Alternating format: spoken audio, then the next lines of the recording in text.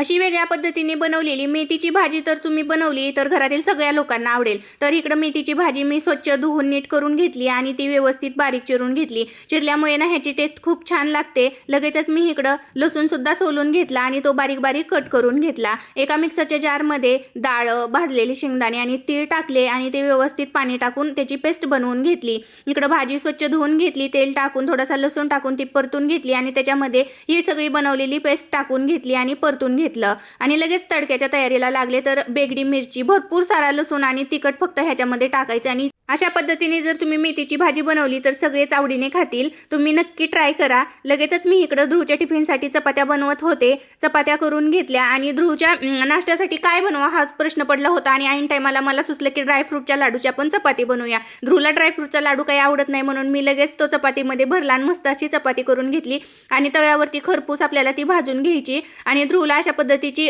चपाती खूप आवडते आणि ऐन टायमाला आपल्याला अशा प्रकारे नाश्ता आपण बनवू शकतो आणि खूप छान मुलांना आवडतो सुद्धा. लगेचच मी इकडे टिफिन सुद्धा पॅक करायला घेतला. मी थोडंसं सलाड पण त्याला देत असते.